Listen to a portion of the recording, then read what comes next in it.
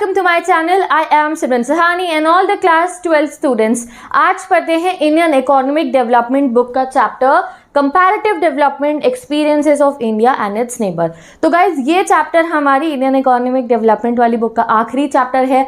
आज हमारा पूरा सिलेबस कंप्लीट हो जाएगा इंडियन इकोनॉमिक्स का, ठीक है। तो अगर आप सभी को सारे चैप्टर्स पढ़ने हैं ना डिटेल्ड वे में, यानी कि बस एक वीडियो देखी और पूरा चैप्टर दिमाग में फिक्स हो जाने वाला है, तो उसके लिए प्लेलिस्ट गिवन है डिस्क्रिप्शन बॉक्स में। 1 आवर तक की सारी वीडियोस है।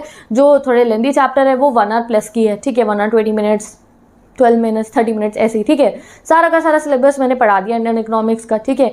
ऐसा डिटेल एक्सप्लेनेशन है कि अगर एक बार आपने ध्यान से चैप्टर्स को सुन लिया है तो आपके माइंड में सब कुछ आपको समझ में आ जाएगा, फिर आपको इंडियन इकोनॉमिक्स में रट्टे नहीं मारने पड़ेंगे, ठीक है। तो आज आखिरी चैप्टर है, इसलिए आपको पूरा मैं इंट्रो में बता रही हूँ कि हम पूरा सिलेबस कंप्लीट कर चुके हैं। प्लेलिस्ट गिवन है, आप जाके पढ़ सकते हो। अगर आपको नोट्स चाहिए इंडियन इकोनॉमिक डेवलपमेंट के, तो उसके लिए मेरी इंस्टाग्राम ID का लिंक गिवन है, वहाँ मैं सभी नोट्स को अपलोड करती हूँ और पिंड कॉमेंट्स में भी मैं अपलोड करती रहती हूँ नोट्स, ठीक है। तो वहाँ से आप अपने नोट्स एक्सेस कर सकते हो, ठीक है। तो आज ये पूरा सिलेबस हम कंप्लीट कर लेंगे, फिर अपनी मैक्रो स्टार्ट कर देंगे। तो चलो शुरू करते हैं इस चैप्टर को। अब बात करते हैं इस चैप्टर के बारे में। अब इस चैप्टर में हमें क्या पढ़ना है गाइस? पूरी बुक में हमने क्या पढ़ा? हमने इंडिया की इकोनॉमी ब्रिटिशर्स के जाने से पहले पढ़ी कि ब्रिटिशर्स के रूल में हमारी इकोनॉमी की क्या हालत थी, ठीक है। वो सब हमने देखा। एग्रीकल्चर बिल्कुल बेकार हो गया था और बिल्कुल ही इंडस्ट्रीज नहीं लग रही थी। फिर हमने धीरे धीरे डेवलपमेंट लेकर आए अपने यहाँ। फिर हमने रिफॉर्म्स पढ़े 1991 में कि जब हमें लगा कि अरे हमारे को रिस्ट्रिक्शंस लगाने से जो है अब रुकावट आ रही है, तो हमने LPG लगाया और हमने अपनी इकॉनमी को ग्लोबलाइज कर दिया, प्राइवेट सेक्टर को डेवलप होने का मौका दिया।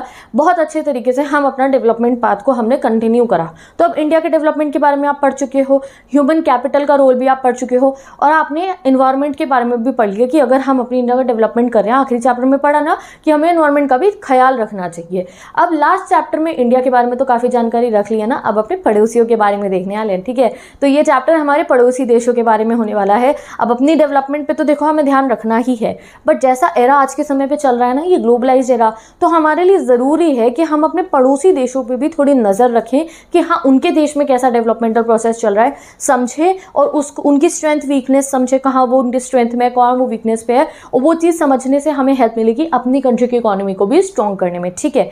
तो जैसे कहते हैं ना कि जो हमारे जो कॉम्पिटिटर्स हैं उनके बारे में अगर वो जानकारी अगर हम रखेंगे, देखो यहाँ गिवन है हमारे को, अगर ये जो हमारे पड़ोसी देश हैं, पूरा वर्ल्ड के जितने भी देश हैं उनके बारे में तो रखनी ही होती है, बट जो पड़ोसी हैं उनके बारे में अगर ज़्यादा जानकारी रखेंगे तो हमारे को फ़ायदा मिलेगा। तो इस चैप्टर में यही पढ़ना हमें। अब इंडिया की इकोनॉमी के बारे में तो आप सब जान चुके हो ना, तो इस चैप्टर में हम अपने जो हमारे पड़ोसी देश है पाकिस्तान और चाइना, उनकी इकोनॉमी को स्टडी करने वाले हैं और किस तरीके से उनकी इकोनॉमी चल रही है ना। शॉर्ट में हमने अपनी इंडियन इकोनॉमिक डेवलपमेंट की बुक में तो 5 से 6 चैप्टर में अपनी इकोनॉमी के बारे में पढ़ा है ना।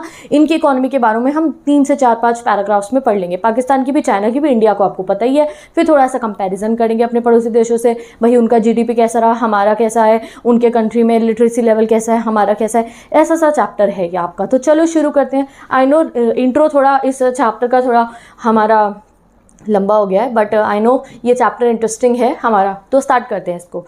तो now let's start the chapter, ठीक है। तो वैसे तो इंट्रोडक्शन गाइस मैं आपको चैप्टर को बता चुकी हूँ, हम चाइना और पाकिस्तान की इकोनॉमी को स्टडी करने वाले हैं, बट यहाँ हमें बताया गया है कि क्यों हम एक्चुअली में चाइना और जो है हमारा ये पड़ोसी देश पाकिस्तान, इसकी इकोनॉमी को स्टडी कर रहे हैं। तो उसका रीज़न हमारे को काफ़ी एक अच्छे फॉर्मेट में बताया गया है। देखो क्या हो रहा है, पिछले 20 सालों से इकोनॉमिक ट्रांजैक्शन जो है कंट्रीज़ के बीच में वो बहुत बढ़ गए हैं। इकोनॉमिक ट्रांजैक्शन मतलब ट्रेड वगैरह जो लिंक्स होते हैं ना, वो काफ़ी बढ़ गया है कंट्रीज़ के बीच में। वो सब क्यों हुआ है, यू नो क्यों हुआ है? वो है ग्लोबलाइजेशन की वजह से। ग्लोबलाइजेशन पता है ना, जब एक कंट्री की इकोनॉमी वर्ल्ड की इकोनॉमी के साथ लिंक करती है तो it is known as the globalization. आज के समय पे इंडिया, सिर्फ आप अपनी कंट्री के बारे में सोचो, क्या हम सिर्फ एक ही कंट्री के साथ ट्रेड करते हैं? नहीं भाई, हम तो रशिया से भी ट्रेड करते हैं, चाइना से भी करते हैं, ब्रिटेन से भी करते हैं, USA से भी करते हैं, इजराइल से भी करते हैं। There are an number of countries जिनसे हमारे ट्रेड लिंक्स हैं आज के समय पे। ऐसे ही बाकी कंट्रीज के साथ भी। तो जब भी ट्रेड होगा तो इकोनॉमिक ट्रांजैक्शन तो होगा ही ना। तो ये आजकल के समय का वर्ल्ड ना बड़ा कॉम्पिटेटिव वर्ल्ड बन गया है। हर कंट्री चाह रही है भैया हमारी इकोनॉमी डेवलप हो, हमारी इकोनॉमी डेवलप हो, हमें प्रॉफिट हो। और इस रेस में हर एक कंट्री ये भी चाहती है कि उनकी जो करेंसी है, डोमेस्टिक करेंसी, उसकी वैल्यू बिल्कुल स्ट्रॉन्ग रहे, तभी तो उनको फायदा होगा। जैसे अगर हम क्या चाहेंगे, वी इंडियंस वी वांट कि हमारी इंडियन रुपी की जो वैल्यू है वो काफ़ी स्ट्रॉन्ग रहनी चाहिए, तभी हमें फायदा होगा। ऐसे हर कंट्री चाहेगी कि उसकी कंट्री की जो करेंसी है वो बिल्कुल स्ट्रॉन्ग रहनी चाहिए। तो इसके लिए कंट्रीज पता है आज के समय पे क्या करती हैं, एक दूसरे के साथ ग्रुप्स में भी मेंबर बनती है, सो दैट एक दूसरे को समझ पाए। कुछ ग्रुप्स के बारे में आपको ये बता रखा है। अब जैसे इंडिया है, पाकिस्तान है, चाइना है, नेपाल है हमारा पड़ोसी देश। तो हम इतने सारे जब पड़ोसी देश हैं, आपस में ट्रेड लिंक्स भी हैं, हमारे बाउंड्रीज भी मिलती है, पॉलिटिकल इशू, ट्रेड इशू, बहुत सारे इश्यूज होते हैं। तो कहाँ कोई ऐसा एक प्लेटफॉर्म है जहाँ पे हम सब मिल बैठ के बात कर पाए? तो येस, देयर इज। ऐसे ही पूरे वर्ल्ड में काफ़ी सारी कंट्रीज ऐसी हैं जिन्होंने ऐसे ऐसे ग्रुप्स का हिस्सा बन रखे हैं वो, कि अगर इकोनॉमिक रिलेटेड कुछ बात करनी हो, पॉलिसीज़ पे बात करनी हो, ट्रेड पे बात करनी हो, तो वो बैठ के बातचीत कर पाए।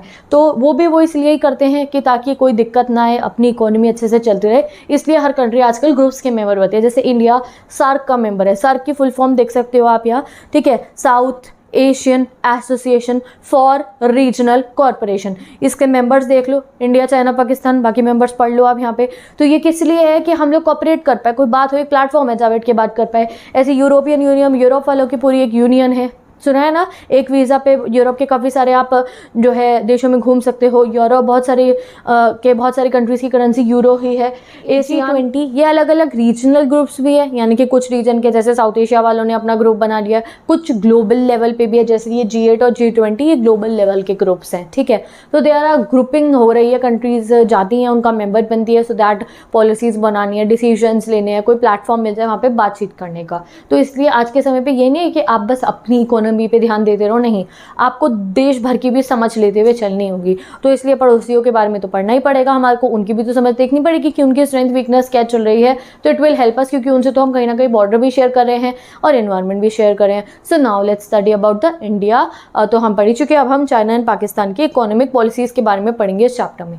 बट इकोनॉमिक पॉलिसीज़ के बारे में पढ़ने से पहले यहाँ आपको स्टार्टिंग में चैप्टर में हमारी कंट्रीज़ की पॉलिटिक्स के बारे में बता रखा है। क्या लगता है आपको कि इंडिया में जैसा पॉलिटिकल सिस्टम चलता है, क्या चाइना और पाकिस्तान में भी वैसा ही है? तो नहीं, बिल्कुल भी नहीं। देखो, अभी इस चैप्टर के थ्रू आपको पता चलेगा कि इंडिया की, चाइना की, पाकिस्तान की इकोनॉमिक पॉलिसीज़ में यस कुछ कुछ सिमिलैरिटीज़ हैं, कि शुरुआती दौर में तो हम लोगों ने भी 5 ईयर प्लान ऑप्ट करा, पाकिस्तान में भी हुआ था, चाइना में भी हुआ था। बट अगर हम पॉलिटिकल सिनेरियो की बात करें तो हमारा जो पॉलिटिकल सिनेरियो है वो चाइना और पाकिस्तान से बिल्कुल अलग है गाइस। जिस दिन से हमें आज़ादी मिली है, हम लार्जेस्ट डेमोक्रेसी हैं वर्ल्ड के, पता है ना आपको, India is the largest democracy of the world. हमारे यहाँ डेमोक्रेटिक टाइप से हमारी कॉन्स्टिट्यूशन चल रही है, we are liberal. But Pakistan और चाइना में ऐसा नहीं है। पाकिस्तान में कभी कभी डेमोक्रेटिक रूल हुआ है, कभी मिलिट्री रूल भी हुआ है। चाइना की अगर हम बात करें तो चाइना में काफ़ी ज़्यादा कंट्रोल्ड कमांड इकोनॉमी रही है। बट आज के समय पे चाइना, पाकिस्तान भी डेमोक्रेटिक वे में वर्क करने के लिए, लिबरल वे में वर्क करने के लिए शुरुआत कर रहे हैं अपनी।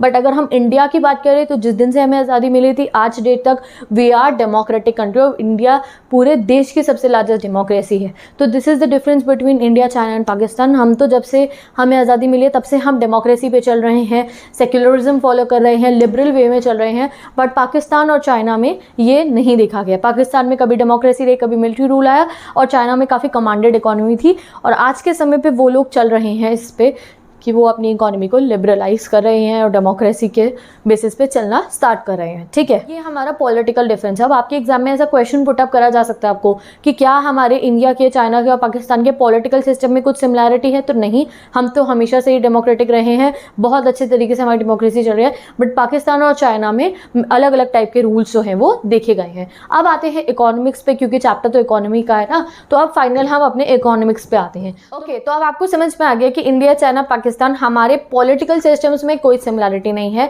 अब हम पढ़ते हैं गाइस अपने इकोनॉमिक सिस्टम के बारे में। अब हम बेसिकली सारा इकोनॉमिक फॉर्मेट से पढ़ने वाले हैं चाइना एंड पाकिस्तान के डेवलपमेंटल पाथ को। तो अभी मैंने आपको बताया भाई पॉलिटिक्स में कुछ भी सिमिलरिटी नहीं है, कुछ सेम नहीं है।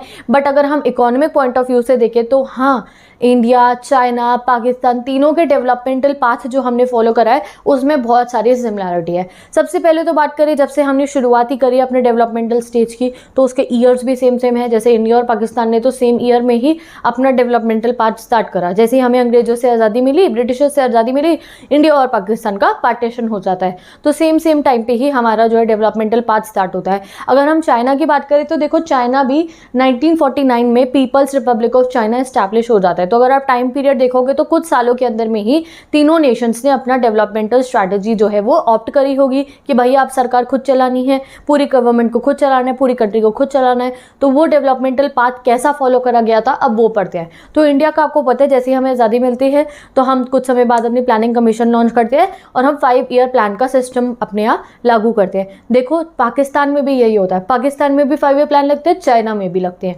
तो लेट अस सी, तभी देखो यहाँ लिखा गया India, Pakistan and China have many similarities in their developmental path.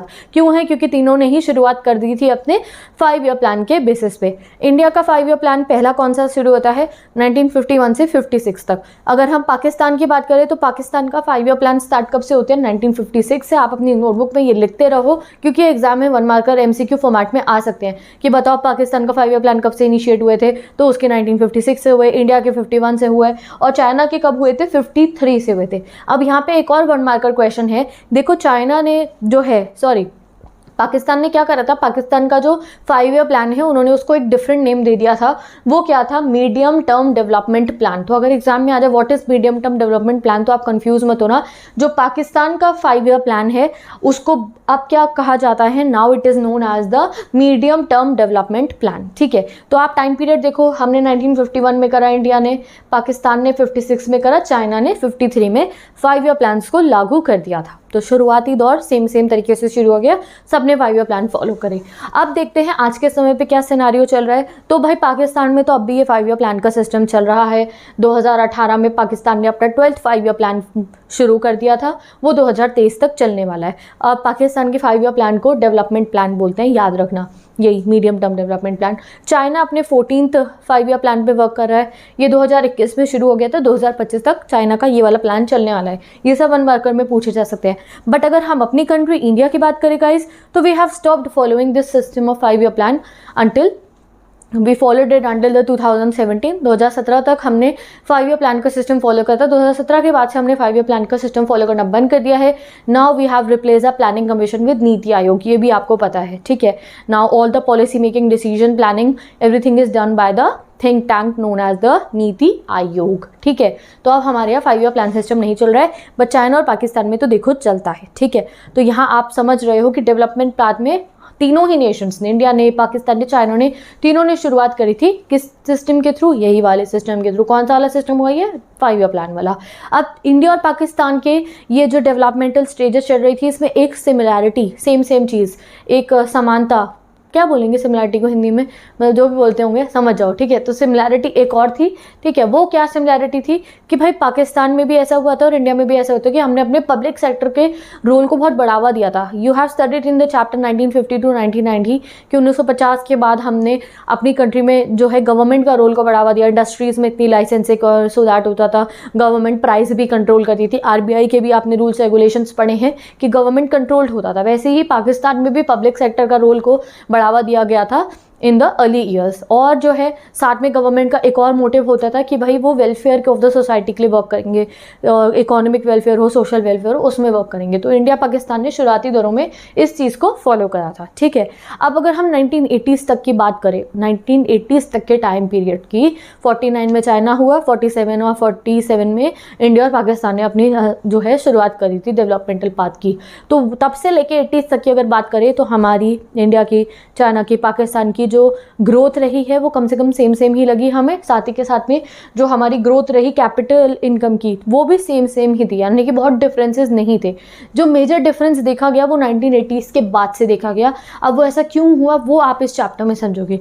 1980s से पहले तो सेम ही देखा गया, ऐसा कुछ ज़्यादा फर्क नहीं था इंडिया, चाइना, पाकिस्तान की इकोनॉमिक ग्रोथ में।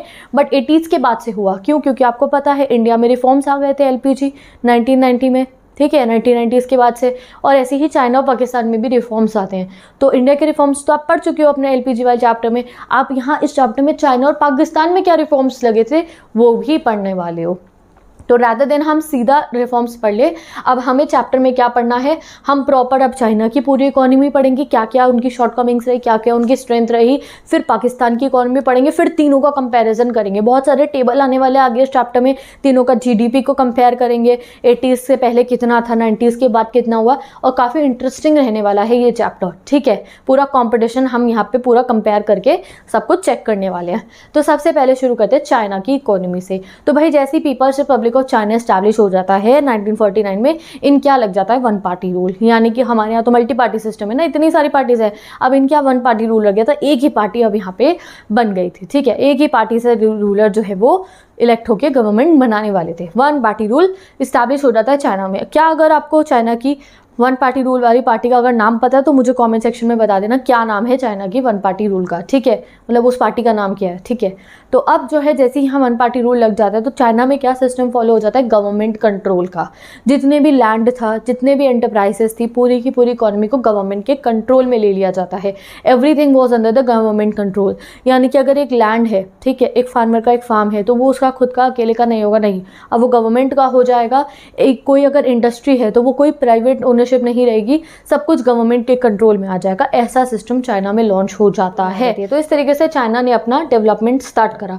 अब 1949 में People's Republic of China establish हो जाता है और 1958 में जो है ये अपने यहाँ एक कैंपेन चलाते हैं जिसका नाम था ग्रेट लीप फॉरवर्ड। 1 मार्कर के लिए याद रखना, इसमें आपके सैम्पल पेपर में भी क्वेश्चन, एग्जाम में भी क्वेश्चन आ सकता है। तो चाइना अपने यहाँ पे ग्रेट लीप फॉरवर्ड लगाते हैं 1958 में। इस ग्रेट लीप फॉरवर्ड का एक ही एम था कि ये कंट्री को इंडस्ट्रियलाइज करना चाहते थे। आप पढ़ चुके हो कि भाई अगर आप किसी कंट्री को डेवलप होना है और उन्हें डेवलपिंग कंट्रीज में आना है और अच्छे से इकोनॉमी चलानी है तो इंडस्ट्रियल सेक्टर काफ़ी स्ट्रॉन्ग होना चाहिए। तो चाइना ने इंडस्ट्रियल सेक्टर को स्ट्रॉन्ग करने के लिए GLF लगाया और इसमें क्या कहा गया लोगों को कि वो अपने बैकयार्ड्स में अलग अलग टाइप की इंडस्ट्रीज़ को सेटअप करें और अलग अलग तरीके की जो है पॉलिसीज़ लगाई गई इस GLF के तहत।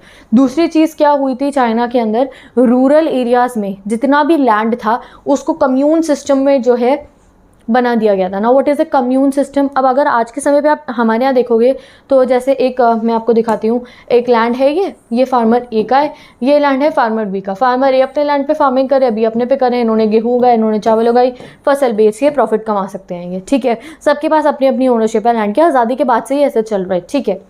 बट चाइना में ऐसा नहीं था। चाइना में कम्यून सिस्टम था, आप यहाँ पिक्चर से समझ सकते हो। इस सिस्टम में क्या होता है, एक पीस ऑफ लैंड अगर है उसमें बहुत सारे फार्मर्स मिलके काम करते हैं, ठीक है। और वो फार्मर जितनी भी इनकम जनरेट होगी वो सब गवर्नमेंट बताती है, वो आपस में डिवाइड हो जाती है। किसी के पास सिंगल ओनरशिप नहीं है, कोई नहीं कह सकता ये फार्म हमारा है, no, everything was control by government. और कम्यून सिस्टम चल रहा था, बहुत सारे कम्यून्स हुआ करते थे, अलग अलग कम्यून्स होते थे। किसी पे 20 फार्मर काम कर रहे होंगे, किसी पे 40 फार्मर्स काम कर होंगे, एक्सेट्रा, कुछ भी आप सोच सकते हो। Commune system was followed in the China. Private ownership नहीं थी बिल्कुल भी। अगर हम टोटल में बात करें तो 1958 में चाइना में 26,000 कम्यून्स थे, अलग अलग कम्यून थे, फार्म नहीं थे, कम्यून्स होते थे। बड़ा सा फार्म है, उसमें बहुत सारे फार्मर काम कर रहे हैं। ऑलमोस्ट आप कह सकते हो सारी की सारी ही जो फार्मर पॉपुलेशन थी, जो एग्रीकल्चर पे बेस्ड थे लोग, वो इन कम्यून सिस्टम के थ्रू ही अपना पूरा उसमें इन्वॉल्व थे। अब ये GLF पॉलिसी जो थी इनकी, इसके जो है वीकनेसेस हम पढ़ते हैं। अब इन लोगों ने तो क्या शुरू किया था, चाइना ने इंडस्ट्रियलाइजेशन के लिए लोगों को घर में ही इंडस्ट्री लगाओ, कम्यून सिस्टम फॉलो कर रहे थे। बट क्या होता है, ये GLF पॉलिसी तो इन्होंने लगा दी होती है, बट चाइना में क्या आ जाता है, बहुत सीवियर ड्रॉट आ जाती है, अकाल पड़ जाता है और उससे 30 मिलियन लोगों की मृत्यु हो जाती है। उसके साथ साथ क्या होता है, चाइना के कुछ समय बाद कॉन्फ्लिक्ट शुरू हो जाते हैं रशिया से। वैसे चाइना और रशिया अच्छे फ्रेंड्स थे, ठीक है, जैसे इंडिया और रशिया तो हमेशा से अच्छे फ्रेंड्स रहे, तो चाइना और रशिया भी काफ़ी अच्छे फ्रेंड्स थे।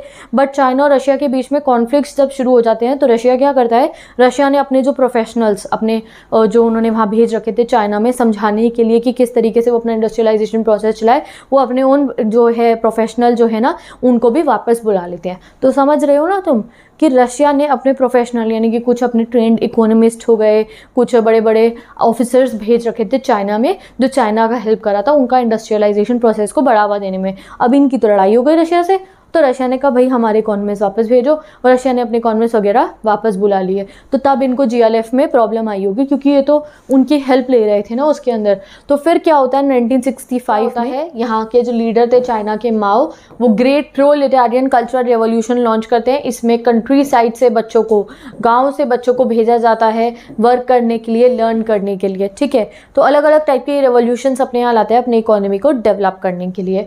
बट अगर हम आज के समय पर, आपको पता है चाइना तो इतनी राइजिंग इकोनॉमी है, कहा जाता है कि आने वाले कुछ सालों में चाइना तो यूएसए से भी आगे बढ़ सकता है। तो ऐसा क्या है, चाइना इतना तेज़ी से डेवलप कैसे करा, इतना सारा इकोनॉमी की राइज चाइना का कैसे हुआ? इट कैन बी, हम कह सकते हैं वो हुआ था चाइना में जो रिफॉर्म्स इंट्रोड्यूस हुए थे 1978 में, उसकी वजह से। आप इंडिया का डेवलपमेंटल पाथ गाइस पढ़ते हुए आए हो। हमारे यहाँ पे हमने 1950 से 1990 में गवर्नमेंट कंट्रोल के हिसाब से इकोनॉमी को चलाया था, ठीक है। वैसे ही चाइना में भी काफ़ी सालों तक गाइस जो गवर्नमेंट कंट्रोल्ड इकोनॉमी है ना, उसे चलाया गया था। देखा ना, गवर्नमेंट तो इनकी इकोनॉमी को इतना ज़्यादा कंट्रोल कर रहे थे, इनके यहाँ तो लैंड में ओनरशिप भी नहीं थी, इंडस्ट्रीज में ओनरशिप थी ही नहीं। बट यहाँ चाइना में भी रिफॉर्म्स आते हैं 1978 में, और ये अपने रिफॉर्म्स बहुत ही टेक्निकल वे में लेकर आए थे, धीरे धीरे अपने रिफॉर्म्स लेकर आए थे, बहुत ही अच्छे तरीके फॉर्मेट से अपने रिफॉर्म्स लेकर आए थे, और इनको अपने रिफॉर्म्स लाने का फ़ायदा होता है, ठीक है। अब जैसे हम लोग 1991 में रिफॉर्म्स लेकर आए थे ना, वैसे ही चाइना ने भी जो ये पूरा गवर्नमेंट कंट्रोल सिस्टम चल रहा था उसको रिफॉर्म करा था 1978 में। तो चलो आप पढ़ते हैं कि किस तरीके से चाइना ने 1978 में अपना रिफॉर्म्स जो है वो लॉन्च करे थे। तो लेट्स सी किस तरीके से स्टेप बाय स्टेप चाइना ने अपने रिफॉर्म्स लॉन्च करे थे। एग्जाम में ये डायरेक्ट क्वेश्चन में आ सकता है, बताओ चाइना ने कैसे रिफॉर्म्स करे थे। तो guys China step by step चला, ऐसा नहीं कि सब कुछ एकदम से रिफॉर्म कर दिया, नहीं। पहले एग्रीकल्चर रिफॉर्म करा, कुछ समय दिया उसे, फिर फॉरेन ट्रेड रिफॉर्म करे, फिर अपना अलग अलग सेक्टर्स को चाइना ने रिफॉर्म करना शुरू करा। जो है चाइना रिफॉर्म कहाँ करता है, अपना एग्रीकल्चर सेक्टर में। You remember that agriculture sector में क्या था, कम्यून सिस्टम था। ये एक बहुत बड़ा फार्म है, तो उस पर अलग अलग फार्मर जो है वर्क कर रहे थे, और जो कुछ भी इनकम होती थी वो आपस में डिवाइड हो जाती थी उनके, ठीक है। अब इन्होंने क्या करा, कम्यून सिस्टम को थोड़ा बदलाव करा। कम्यून सिस्टम में रिफॉर्म मतलब बदलाव लाना। इन्होंने क्या करा, commune lands were divided into small plots. ये लैंड हो गया, ये इस फार्मर के पास चला गया, ये वाला इस फार्मर के पास, ये इस फार्मर के पास, ये इस फार्मर के पास, ये इस पे, ये इस पे, ये इस पे। इस तरीके से इन्होंने अपने लैंड्स को डिवाइड कर दिया।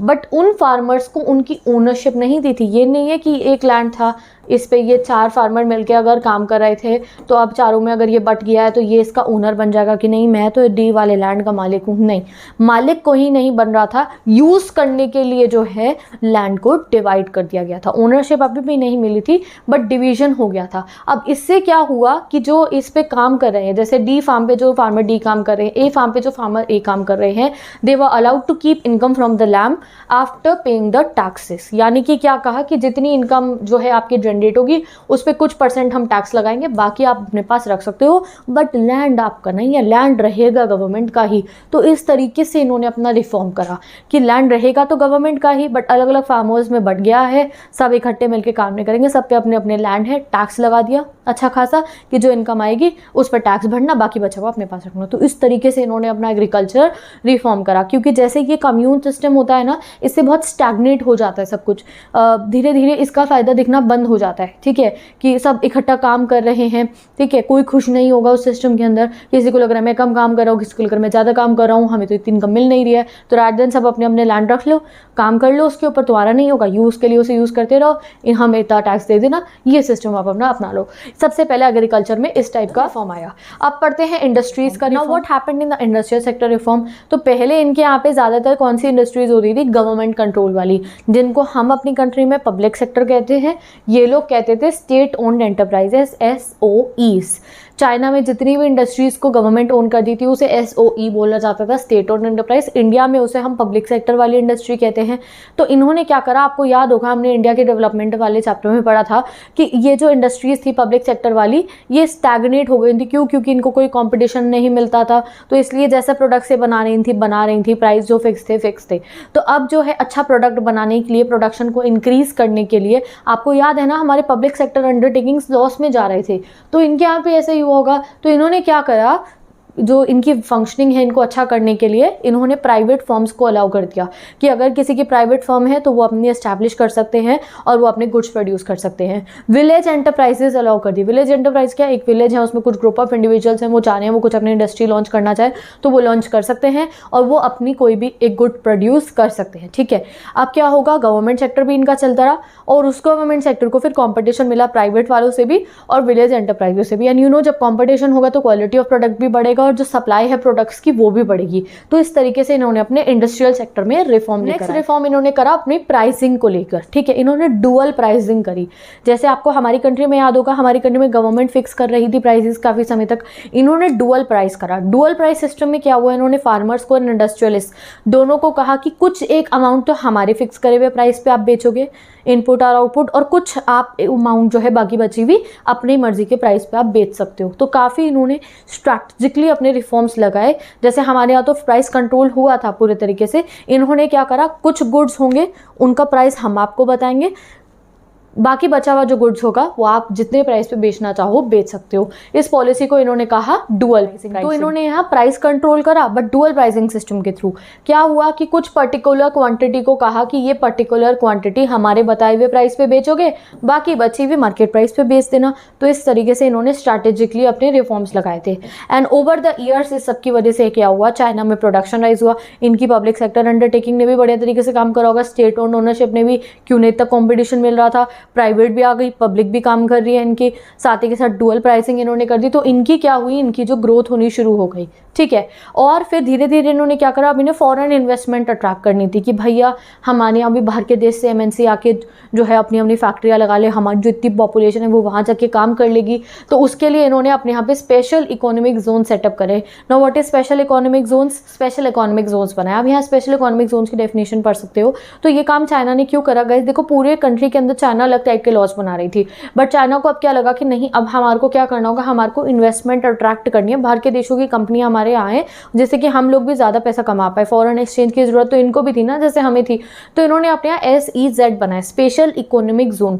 जैसे कि एक पर्टिकुलर जोग्राफिकल एरिया, उसको SEZ बोल दिया गया। अब उस एरिया के लिए अलग टाइप के लॉज गवर्नमेंट बनाएगी कि भैया इतना टैक्स लगेगा वहाँ पे, इतने रेट पे इलेक्ट्रिसिटी मिलेगी, और इंडस्ट्रियल के फ्रेंडली जो है लॉज बनाया करता था चाइना। तो उस स्पेशल इकोनॉमिक जोन्स में कहा गया बहुत सारी फॉरेन कंट्रीज आके इन्वेस्टमेंट कर सकती है। बाकी पूरी कंट्री में ये अलग लॉ बनाएंगे, बट स्पेशल इकोनॉमिक जोन्स में अलग लॉ बनाए गए, जिससे ये अलग अलग कंट्रीज की जो वो कंपनीज है उन्हें अट्रैक्ट कर पाए कि इनके यहाँ पे आके अपनी फैक्ट्रीज लॉन्च करें, MNCs लॉन्च करें, और इनके एम्प्लॉयमेंट भी जनरेट हो जाएगी और फॉरेन एक्सचेंज भी इन्हें मिल जाएगा। तो इस स्ट्रैटेजिक वे में चाइना ने अपने यहाँ रिफॉर्म्स लेकर आए। तो यहाँ आप देख चुके हो चाइना का रिफॉर्म, एग्रीकल्चर करा, फिर इंडस्ट्री करा, फिर प्राइसिंग का रिफॉर्म करा, फिर एट द एंड इन्होंने फॉरेन इन्वेस्टमेंट अट्रैक्ट करने के लिए SEZ बना दिया अपने। तो इतने तरीके से चाइना ने अपना रिफॉर्म लगाया। तो यहाँ तक आप अपना चाइना के जो है हमारा जो नेबर है चाइना, उसके रिफॉर्म के बारे में समझ चुके हो। अब हम पढ़ते हैं पाकिस्तान के बारे में, पाकिस्तान की इकोनॉमी के बारे में। तो जैसे इंडिया और पाकिस्तान की इकोनॉमी में काफ़ी सेम फीचर्स है, मैंने आपको बताया था, तो अब आप यहाँ पढ़ोगे भी उसके बारे में। सबसे पहले तो हमने भी 5 ईयर प्लान्स लॉन्च करे थे, पाकिस्तान में भी 5 ईयर प्लान्स लॉन्च हुए थे। हमने भी मिक्स इकोनॉमी का मॉडल ऑप्ट किया था, पाकिस्तान में भी मिक्स इकोनॉमी का मॉडल लॉन्च हुआ था, ठीक है। वहाँ भी पब्लिक प्राइवेट सेक्टर दोनों का ही रोल था। अब अगर हम पाकिस्तान की आगे देखिए कि जैसे किस तरीके से हमारे और पाकिस्तान की इकोनॉमिक प्रोसेस में काफ़ी सारी सिमिलरिटी है, तो सबसे पहला ये पॉइंट पढ़ के आपको समझ में आ जाएगा। आपको याद होगा 1950 में हमने अपनी कंट्री में क्या करा था, पब्लिक सेक्टर के रोल को बढ़ावा दिया था। इंडस्ट्रीज पे गवर्नमेंट ने लाइसेंस लगा दिए थे, इंपोर्ट पे हमने क्या करा था, तारीफ लगा दिए थे, कोटा सेट कर दिए थे कि इतनी ही चीज़ें इंपोर्ट करा सकते हो, सो दैट इंडिया की इंडस्ट्रीज ग्रो हो। सेम हुआ था पाकिस्तान में। Pakistan also followed this in the late 1950s और 60s तक। 1950 के लेट पीरियड में और 1960s में पाकिस्तान में भी यही हुआ था। इन्होंने भी यही वाली रेगुलेटेड पॉलिसी को फॉलो करा था, that is of import substitution based industrialisation.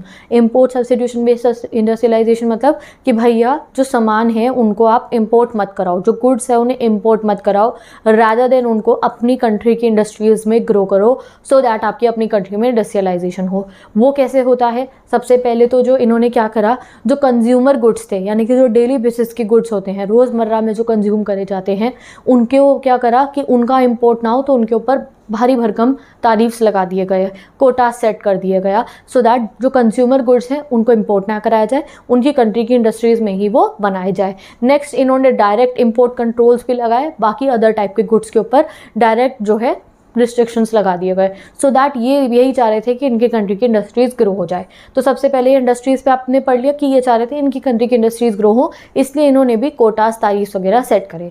Next बात करते हैं हम अगर एग्रीकल्चर सेक्टर की, तो इनके यहाँ पे भी ग्रीन रेवोल्यूशन लॉन्च हुआ था, और इनकी ग्रीन रेवोल्यूशन में पब्लिक सेक्टर जो था इनका, यानी कि इनकी जो गवर्नमेंट थी पाकिस्तान की, उन्होंने अपनी तरफ से इन्वेस्टमेंट करी अलग अलग एरियाज़ में और स्पेशली एग्रीकल्चर सेक्टर में, और उससे पाकिस्तान का भी फूड ग्रेन लेवल हाई हो गया था। जैसे इंडिया में आपको याद होगा ग्रीन रेवोल्यूशन आया तो गवर्नमेंट ने सब्सिडीज दी थी फार्मर को so that food grain level हमारा इंक्रीज हो. Same kind of thing happened in the Pakistan also. इनके यहाँ पे भी ग्रीन रेवोल्यूशन आया, गवर्नमेंट का रोल बढ़ा और फूड ग्रेन जो है वो राइज हो गया था पाकिस्तान में भी. ठीक है, this change the agrarian structure dramatically in Pakistan. तो पाकिस्तान में भी अग्रेरियन एग्रीकल्चर सेक्टर में काफ़ी चेंज आया था after the green revolution. 1970s की अगर हम बात करें तो पाकिस्तान में नेशनलाइजेशन होता है of capital good industries. Capital good industries मैंने आपको बताया था कि गाइज वो इंडस्ट्रीज, रिमेंबर, याद है आपको, वो इंडस्ट्री जो मशीनरी बनाती है, बेसिक मशीनरी जो बाकी गुड्स को बनाने के लिए यूज़ होती है. जैसे कि एक टूथपेस्ट अगर बनना है तो टूथपेस्ट बनने की जो इंडस्ट्री है उसमें कोई मशीन लगी होगी, उससे वो टूथपेस्ट बन रहा होगा. कोई भी लोकल गुड अगर मैन्युफैक्चर, ये पेन बन रहा है तो कुछ ना कुछ एक पर्टिकुलर मशीन तो होगी जिससे ये पेन बन रहा होगा. तो वो जो मशीनरी है वो कैपिटल गुड्स जो हैं उनको बनाने की जो इंडस्ट्रीज थी उनको पाकिस्तान में 1970s में नेशनलाइज कर दिया. नेशनलाइज मतलब गवर्नमेंट के कंट्रोल में आ गई थी कैपिटल गुड इंडस्ट्रीज. और देन गाइस इस तरीके से पाकिस्तान ने अपनी कंट्री के इकोनॉमी में गवर्नमेंट के कंट्रोल को बढ़ावा दिया था. बट पाकिस्तान ने अपनी इस पॉलिसी को चेंज करा. जैसे हमने कब करा था, हमने करा था 1990 में एलपीजी लगा के. पाकिस्तान ने भी अपनी इस पॉलिसी को चेंज करा लेट पीरियड ऑफ 1970s में और 1980s में, जब इन्होंने डीनेशनलाइजेशन करना शुरू कर दिया. डीनेशनलाइजेशन मतलब अब जो गवर्नमेंट के सेक्टर की इंडस्ट्रीज वगैरह थी उनको गवर्नमेंट से हटा के प्राइवेट फर्म वगैरह को जो है देना शुरू कर दिया और इन्होंने एनकरेज करा प्राइवेट सेक्टर. तो हमारे यहाँ पे आपको लिबरलाइजेशन, प्राइवेटाइजेशन याद है ना. लिबरल मतलब प्राइवेट सेक्टर को अलाउ कर दो, प्राइवेटाइजेशन मतलब गवर्नमेंट कंट्रोल चीज़ों को हमने सेल करा था, कुछ को पूरे तरीके से, कुछ को कुछ शेयर्स सेल करे थे और प्राइवेट सेक्टर को बढ़ावा दिया था. Same happened in Pakistan in the 1780s वाला पीरियड. अब इस समय में पाकिस्तान को जो है फाइनेंशियल सपोर्ट मिलता था वेस्टर्न नेशन से भी, यूएसए वगैरह है ना, वहाँ से इनको काफ़ी एड मिलती थी, मदद मिलती थी इकोनॉमिकली. और ये काफ़ी सारा रेमिटेंस भी जनरेट कर पाते थे continuously from the middle east emigrants. यानी कि पाकिस्तान से, पाकिस्तान के जो लोग हैं वो मिडिल ईस्ट कंट्रीज़ में वर्क करने के लिए जा रहे थे, जॉब के लिए, काम करने के लिए जा रहे थे और फिर वो अपने घर पे, अपने यानी कि पाकिस्तान में अपनी जो फैमिलीज थी उनको पैसा भेजा करते थे, तो वो रेमिटेंस की फॉर्म में आता था. तो इनकी वहाँ से भी काफ़ी इनकम जो है जनरेट हो रही थी. This help country in stimulating the economic growth. और इससे पाकिस्तान की जो इकोनॉमी है उसको हेल्प मिली थी. The then government also offered incentives to the private sector. तो पाकिस्तान की जो गवर्नमेंट चली 1970s से 80s वाले पीरियड में, वो जो है प्राइवेट सेक्टर को इंसेंटिव यानी कि मदद भी किया करती थी.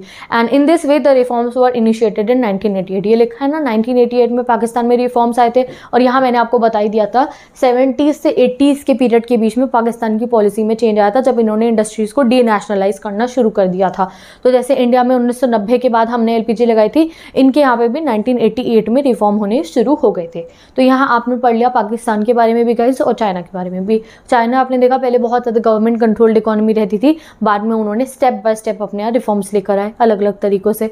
ठीक है, और पाकिस्तान का भी आपने पढ़ लिया है, काइंड ऑफ इंडिया जैसा ही इनका जो है इकोनॉमिक पाथ था. फिर ये लोग भी अपने यहाँ 88 में रिफॉर्म्स लेकर आए. अब हम कंपैरिजन करेंगे, चेक करेंगे अलग अलग चीज़ों का इंडिया, पाकिस्तान एंड चाइना के बीच में. सबसे कंपैरिजन देखेंगे. सबसे पहले डेमोग्राफिक इंडिकेटर्स देंगे. डेमोग्राफी जब भी वर्ड है समझ जाना, it is related to population.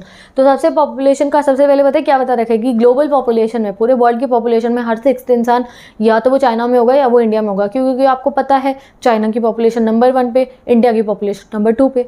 इसीलिए अगर हम पाकिस्तान की पॉपुलेशन की बात करें तो वो इंडिया और चाइना का 1/10 होगा ऑलमोस्ट रफली. यानी कि पाकिस्तान की population as compare to India and China बहुत लो है. ठीक है, अब अगला पॉइंट हमें क्या बता रखा है, नेक्स्ट हमें क्या बता रखा है, जो चाइना है गाइस, चाइना की पॉपुलेशन भी सबसे ज़्यादा है इंडिया, चाइना और पाकिस्तान के बीच में. और चाइना का जो जोग्राफिकल एरिया है यानी कि कितना एरिया चाइना के पास, वो भी बहुत बड़ा है as compare to India and China. India का एरिया देखो आप, पाकिस्तान का देखो तो चाइना पे सबसे ज़्यादा है. ठीक है, पॉपुलेशन ग्रोथ की अगर बात करें कि कितनी तेज़ी से पॉपुलेशन बढ़ी है, तो वो सबसे हाई है पाकिस्तान में, यानी कि पाकिस्तान में बहुत तेज़ी से पॉपुलेशन बढ़ी है. उसके बाद इंडिया एंड लास्ट में आता है चाइना. ठीक है, अब स्कॉलर्स इसको पॉइंट आउट करते हैं कि चाइना में पॉपुलेशन ग्रोथ रेट इतना स्लो क्यों है as compare to India and China. क्योंकि इन्होंने 1970s में एक लॉ लगाया था अपने यहाँ पे, वो क्या था, 1 चाइल्ड नॉर्म. क्योंकि देखो चाइना में जो है समझ में आ गया था उनको, उनकी पॉपुलेशन बहुत बड़ी है, तो इनके यहाँ पे ना 1 चाइल्ड नॉर्म लग गया था कि हर जो पेरेंट्स है उनका एक ही बच्चा हो सकता है. और इसकी वजह से चाइना में पॉपुलेशन ग्रोथ रेट लो रहा. ठीक है, तो चाइना में 1 चाइल्ड नॉर्म लगा, जिसकी वजह से क्या हुआ, चाइना की पॉपुलेशन ग्रोथ रेट स्लो हो गया था. अब इसकी वजह से क्या हुआ, उनका जो सेक्स रेशियो था यानी कि कितनी फीमेल्स है पर 1000 मेल में, वो भी काफ़ी लो हो गया था। आप यहाँ इस टेबल से देख सकते हो कितने टाइप का रेशियो चल रहा था। और ये आप देखोगे कि सिर्फ चाइना की बात नहीं है, इंडिया और पाकिस्तान में भी ये रेशियो का डिफरेंस आप देख सकते हो कि किस तरीके से जो है इंडिया में, पाकिस्तान में, चाइना में, तीनों में ही जो है फीमेल्स का proportion as compare to male low है। ठीक है, स्कॉलर्स इस बात को कहते हैं कि जो सन प्रेफरेंस है, बेटे की जो चाह है, इसकी वजह से ये रेशियो देखा जाता है। बट मैं आपको ही कंट्रीज मेजर ले रही है इस चीज़ को कंट्रोल करने के लिए। इंडिया में बेटी बचाओ बेटी पढ़ाओ जैसे अभियान लॉन्च है, सो दैट हमारे यहाँ पे जो है फीमेल जो है हमारा जो सेक्स रेशियो के बीच का जो डिफरेंस है वो हम ठीक कर पाएँ। ठीक है, अब अगर हम बात करें वन चाइल्ड नॉर्म के, चाइना में जो वन चाइल्ड नॉर्म लगा था उससे चाइना की पॉपुलेशन ग्रोथ रेट लो हुई, डेफिनेटली अरेस्ट हुआ ग्रोथ रेट, मतलब कि पॉपुलेशन तेज़ी से बढ़नी रुक जाती है। बट ये अगर चलता रहता तो कुछ समय बाद क्या हो जाता, वन चाइल्ड नॉर्म अगर हमारा ये पड़ोसी देश चाइना में, तो चाइना में कुछ समय में एल्डरली पॉपुलेशन ज़्यादा हो जाती है as compare to the younger generation, कि ज़्यादा बूढ़े लोगों की पॉपुलेशन ज़्यादा हो जाती है, बड़े लोगों की पॉपुलेशन ज़्यादा हो जाती है as compare to the younger generation. तो इसलिए चाइना ने अभी कुछ समय पहले तक चाइना ने क्या करा, अपना ये जो वन चाइल्ड नॉर्म था उसको हटा के 2 चाइल्ड नॉर्म लगा दिया कि अब जो है वहाँ पे 2 बच्चे हो सकते हैं, यानी कि पेरेंट्स 2 बच्चे कर सकते हैं अपने। ठीक है, अगर हम फर्टिलिटी रेट की बात करें तो चाइना की फर्टिलिटी रेट लो है और सबसे ज़्यादा फर्टिलिटी रेट कहाँ पे है, पाकिस्तान में है। अर्बनाइजेशन की बात करें कि कितने लोग शहरों में रहते हैं और कितने लोग गाँव में, तो चाइना का सबसे ज़्यादा है अर्बनाइजेशन, इंडिया का 34% है ऑफ इट्स पीपल। तो ये था पॉपुलेशन के बारे में इंडिया, चाइना और पाकिस्तान की। अब हम बाकी इंडिकेटर्स देखेंगे, जैसे first of all we will study about the GDP. Okay guys, तो अब हम डेमोग्राफी समझ चुके हैं, अब हम जीडीपी और ग्रोथ रेट समझेंगे इंडिया, चाइना और पाकिस्तान का। तो यू नो पूरे वर्ल्ड का एक one of the most important topic क्या है कि चाइना का ग्रोथ रेट इतना बढ़िया कैसे चल रहा है। जैसे कि आपको पता है, ऐसा भी कहा जाता है कि आने वाले कुछ सालों में तो चाइना की इकोनॉमी जो है यूएसए से भी आगे चली जाएगी। तो वो चीज़ आप अभी यहाँ पे समझने वाले हो कि ऐसा क्यों कहा जाता है। तो चाइना का जो है सेकेंड लार्जेस्ट जीडीपी है ऑल ओवर द वर्ल्ड का, इसकी वैल्यू कितनी है, $22.5 ट्रिलियन। ठीक है, वहीं पे अगर हम इंडिया की जीडीपी की बात करें तो इंडिया का जीडीपी है $9.03 ट्रिलियन। ठीक है, पाकिस्तान का जीडीपी की अगर हम बात करें तो इट इज़ $0.94 ट्रिलियन और इंडिया का ये 11% है। और अगर हम इंडिया की जीडीपी की बात करें तो हमारा जीडीपी चाइना का 41% है। ठीक है, एंड यू नो जैसे कि डेवलप्ड कंट्रीज़ होती हैं कुछ, आपको पता है there are developed country, USA developed है, ब्रिटेन डेवलप्ड कंट्रीज़ है, देयर मेनी डेवलप्ड कंट्रीज़। तो हमारे वर्ल्ड में एक ऐसा टाइम भी आया था, वो टाइम था हमारा 1980s का, जब ऐसा दौर देखा गया कि भाई डेवलप्ड कंट्री जब अपना ग्रोथ रेट 5% का भी मैनेज नहीं कर पा रही थी, उस समय में जो ये चाइना है, चाइना का ग्रोथ रेट डबल डिजिट्स में हो रहा था, तभी चाइना इतना राइज हुआ। और तभी हम कह सकते हैं कि चाइना अभी आज के समय पे हम कहते हैं कि भाई चाइना की तो बहुत ज़्यादा राइज पे चल रही है economy, it's all because of this. अब वो क्यों हुए थे वो अभी आप समझ जाओगे कि इन्होंने रिफॉर्म्स इतने अच्छे तरीके से अपने यहाँ इस्टेब्लिश करे, इसकी इफेक्ट इनके जो है इनकी इकोनॉमी पे देखा गया। इन्होंने, जैसे मैंने आपको बताया ना कि इन्होंने अपने रिफॉर्म्स को पहले एक एक्सपेरिमेंट करा, फिर उसको जो है ह्यूज लेवल पे लेके गए, स्पेशल इकोनॉमिक जोन्स इन्होंने बनाया, एग्रीकल्चर में इन्होंने कितने अलग अलग तरीके से चले गए, तो इस वजह से इंडस्ट्रीज इस्टेब्लिश हुई, इस वजह से ये अपना जो है इतना राइज कर पाए। ठीक है, अब यहाँ गाइस देखो आपको टेबल नंबर 10.2 गिवन है। अब इस टेबल नंबर 10.2 में आपको इंडिया का, पाकिस्तान का, चाइना का ग्रोथ रेट जो है उसको जो है स्टडी करने को बोला गया। तो एक बार इसको ग्रोथ रेट को पहले स्टडी करते हैं। Here is the table number 10.2। Country पहली इंडिया गिवन है। हमारा 1980 से 1990 में ग्रोथ कितना चल रही थी, ग्रॉस डोमेस्टिक प्रोडक्ट की, जीडीपी की ग्रोथ थी 5.7%। 2015 से 17 की पीरियड की बात करें तो हमारी ग्रोथ रेट गाइस देखो कितनी बढ़ गई। Now we are growth rate क्या है हमारी 7.3। चाइना की ग्रोथ रेट अगर आप देखोगे तो 10.3 से 6.8 हो गई है, यानी कि चाइना की ग्रोथ रेट अभी 2015 से 17 के पीरियड में डिक्लाइन हुई है। वहीं पे पाकिस्तान की ग्रोथ रेट भी डिक्लाइन हुई है, 6.3 से 5.3 गई है। ठीक है, तो यहाँ आप देख सकते हो कि कैसे जो है इंडिया का तो मॉडरेट इंक्रीज हुआ है ग्रोथ में, बट पाकिस्तान और चाइना का दोनों का डिक्लाइन हुआ है इन दिस पीरियड। ओके, तो ये पहला ग्राफ है जो हमने स्टडी करना है, और ऐसे ही बहुत सारे ग्राफ गाइस अभी हमारे को स्टडी करने हैं। अब ये जो डिक्लाइन हुआ स्पेशली पाकिस्तान की ग्रोथ रेट का, आप पाकिस्तान का देखो 6.3 से 5.3 पहुंचा है। इस डिक्लाइन के लिए पाकिस्तान में जो है स्कॉलर्स कहते हैं कि पाकिस्तान में ये डिक्लाइन इसलिए हुआ है, सबसे पहला रीज़न इसका ये है कि पाकिस्तान में बहुत पॉलिटिकल इंस्टेबिलिटी रहती है। As I told you that कभी मिलिट्री रूल आया, कभी डेमोक्रेटिक रूल आया, और इस वजह से ये जो बार बार पॉलिटिकल इंस्टेबिलिटी होती है, इसकी वजह से पाकिस्तान में ग्रोथ रेट जो है डिक्लाइन हो रहा है, ठीक है। और आगे हम इस चीज़ को और डिटेल में भी स्टडी करने वाले हैं। अब जब भी गाइस हमें किसी कंट्री की इकॉनमी पढ़नी थी, तो हमने अपनी कंट्री की इकॉनमी जैसी स्टडी करी, तो सबसे पहले हमने देखा ना भाई एग्रीकल्चर में कितने लोग इन्वॉल्व हैं और हमारे बाकी सभी सेक्टर्स में कितने लोग इन्वॉल्व है, प्राइमरी में, सेकेंडरी में और टर्शियरी में। वैसे ही अब ये हम इंडिया, पाकिस्तान और चाइना तीनों के लिए पढ़ेंगे। So now we will look at how many people are engage in different sectors and कितने लोग जीडीपी में किस तरीके से डिफरेंट सेक्टर्स जो है वो कंट्रीब्यूट कर रहे हैं। तो गाइज यहाँ पे आपको ये पूरा का पूरा टेबल गिवन है और इस टेबल के थ्रू ही हम सब समझ जाएंगे। एनसीईआरटी में पूरी लाइंस गिवन है, यहाँ हमारे को टेबल गिवन है, ठीक है।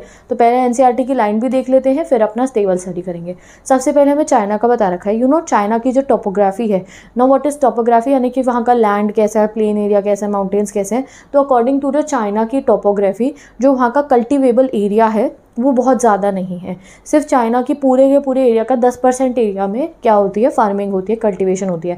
बट जैसे कि तुम्हें पता है इतना बड़ा एरिया, तो उसका 10% भी हमारे इंडिया के 40% के मुकाबले होता है। यानी कि जितना चाइना अपने 10% एरिया में कल्टीवेशन करता है, उतना हम अपने 40% एरिया में करते हैं। तो यानी कि इनके यहाँ चाइना का तो सिर्फ 10% एरिया में ही एग्रीकल्चर होता है, ठीक है। और जो है चाइना में 1980s तक जब तक हमने कहा ना 80s के बाद तो इनकी उस वाले पीरियड के बाद तो उनकी डबल डिजिट में भी हुई इनकी जो ग्रोथ थी।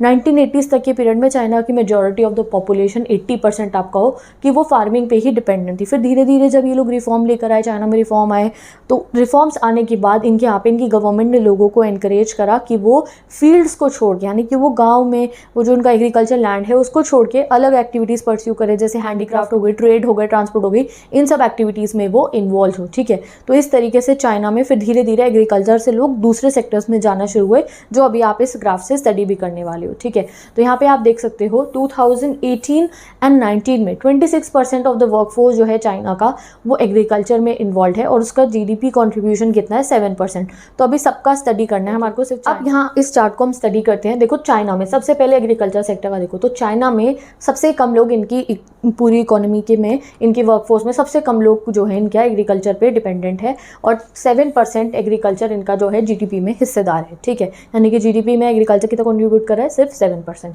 वहीं अगर आप इंडिया का देखोगे गाइस, हमारी कंट्री में सबसे ज़्यादा पॉपुलेशन एग्रीकल्चर पे डिपेंडेंट है और वहीं पे सबसे कम जीडीपी हमारा एग्रीकल्चर हमें प्रोवाइड कर रहा है। पाकिस्तान में भी यही सीन है, पाकिस्तान में भी एग्रीकल्चर में सबसे ज़्यादा लोग डिपेंडेंट है और जो है जीडीपी 24% आ रहा है पाकिस्तान का, ठीक है। नेक्स्ट चीज़ जो हमें स्टडी करनी है that is about the service sector.